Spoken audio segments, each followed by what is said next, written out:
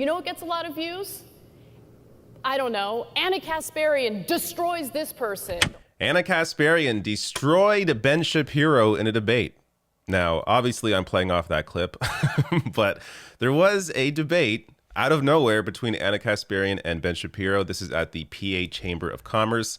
So, you know the kind of audience that they were in front of, very pro-business audience.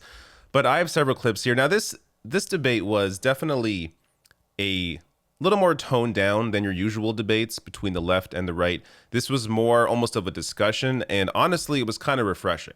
So, you know, with all the polarization, it was kind of enjoyable to watch two people discuss their different perspectives without having to go to personal attacks to do it. So first here, I'm going to show you a clip, a larger piece of the clip I just showed you, where Anna's talking about something that I want to discuss briefly. I don't blame people for not being so trusting of the media. One other thing that I'll note is that the incentives are always in the wrong place. The kind of stories that I want to talk about on the Young Turks and do talk about on the Young Turks get no attention. They don't do well in terms of the number of views. I want to talk about international news. I want to talk about what's happening in Brazil. I want to talk about what's happening in Ecuador. It'll get like maybe 40,000 views at most. You know what gets a lot of views? I don't know. Kasparian destroys this person, or here's the latest cat fight. Like, I hate it. It's garbage. It's garbage. Now, I don't want to stick too long on this clip, but this is something that is obviously very true, especially in the social media space.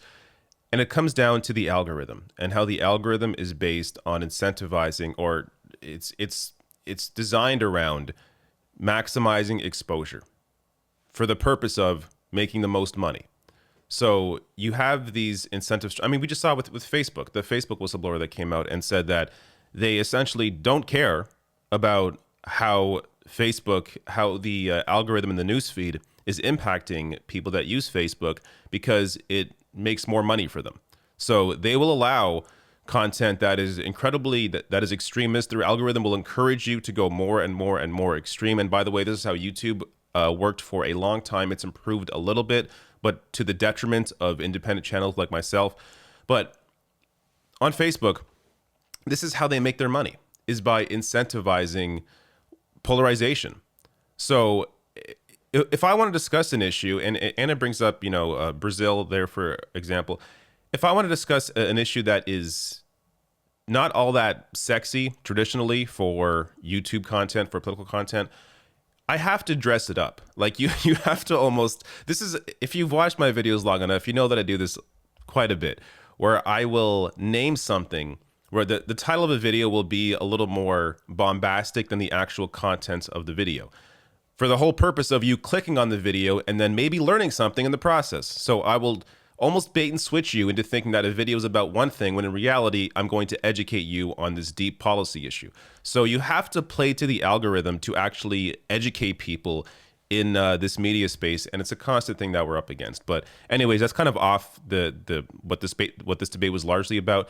But I just wanted to bring that up. Next clip is going to be about the budget bill here, where you see an interaction and a disagreement between Ben Shapiro and Anna. The Biden bill removes many work requirements for many of the payments that are being made to people, and it's incentivizing people not to go back to work, which is why we have 10 million open jobs in the United States and people not coming back to work. That is not what that bill does. In fact, that's not what that bill does. Are you talking about the $3.5 trillion reconciliation bill? I am talking about the $3.5 trillion bill. The $3.5 trillion reconciliation bill offers universal pre-K, which opens up the opportunity for mothers to go to work if they want to go to work.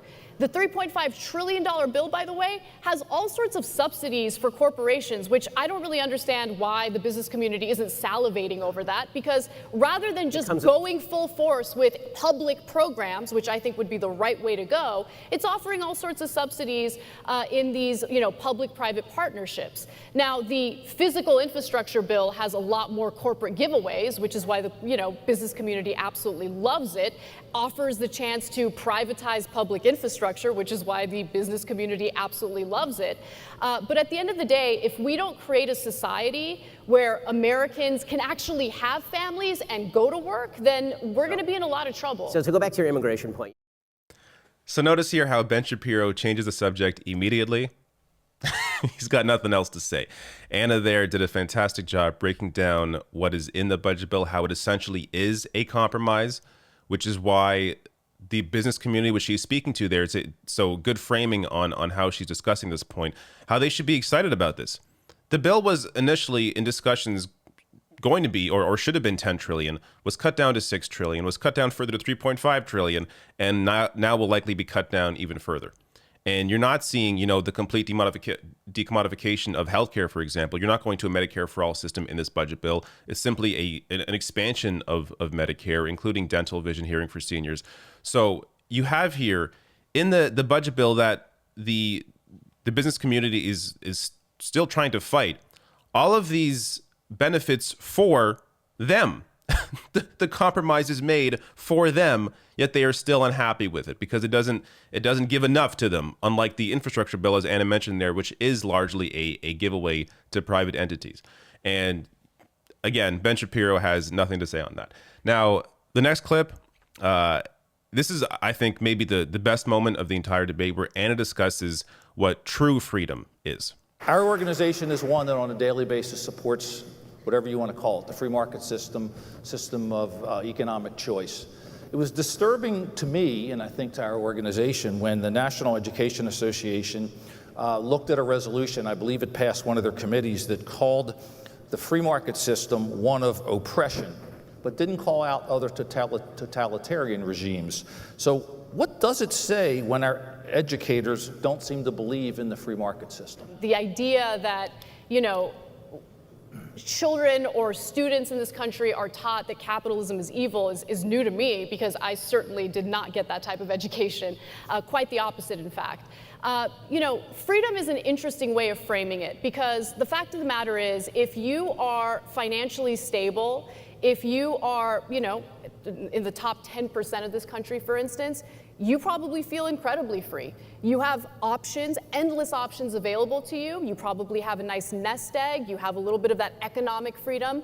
But, there are two different things at play. Number one, when you look at what is incentivized under capitalism, it's actually led to a lot of our own civil liberties being violated. For instance, data collection that takes place on a regular basis without our own knowledge by these social media companies, by these tech companies. But the other thing I want to note is, how free do you feel if you're on the precipice of financial ruin, if you can't afford paying for a medical emergency that you're experiencing? What do you do when you don't have health insurance, which tens of millions of Americans right now don't have because of the exorbitant prices associated with it? How free do you feel if you're a wage worker who has not experienced your real wages increase in literally decades? Wages have not kept up with inflation. So how free do you feel when you want to leave your job, but you can't because your health care benefits are tied to that work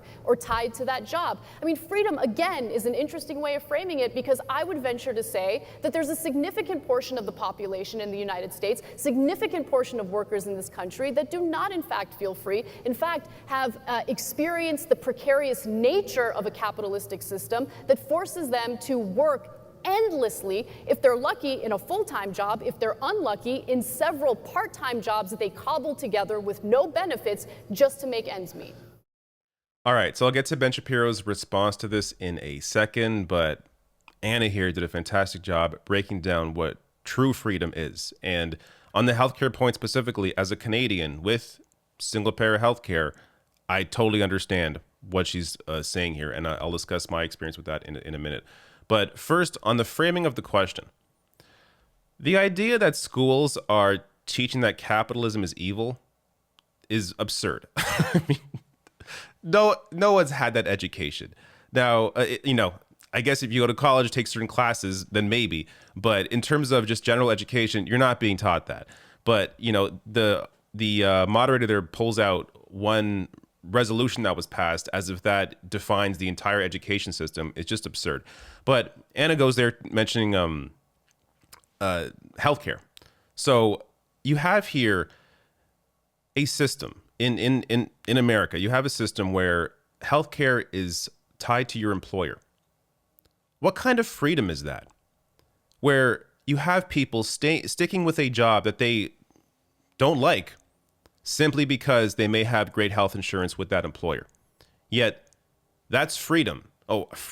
Amazing free market system where you are tied to your employer because of your health care, where you can't go to certain doctors because they're out of your network. There is no in-network, out-of-network in a single payer system. When it comes to having healthcare tied to your employer, I've worked many jobs that I did not enjoy. And luckily, I was able to leave them and find a better job because I did not feel like I was stuck in that position because of my healthcare, because I always had healthcare guaranteed to me regardless. It also helped me to start to do what I'm doing now. There was no worry of losing healthcare when starting a business, when becoming self-employed, because I didn't have to worry about losing my healthcare.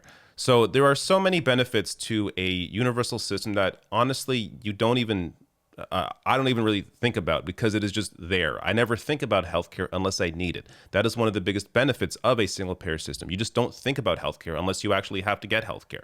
But, and the other point there on working endlessly, the requirements that a lot of people that are on a lot of people to simply survive is just insane. Having to work potentially 2 or 3 jobs just so that they can afford to live.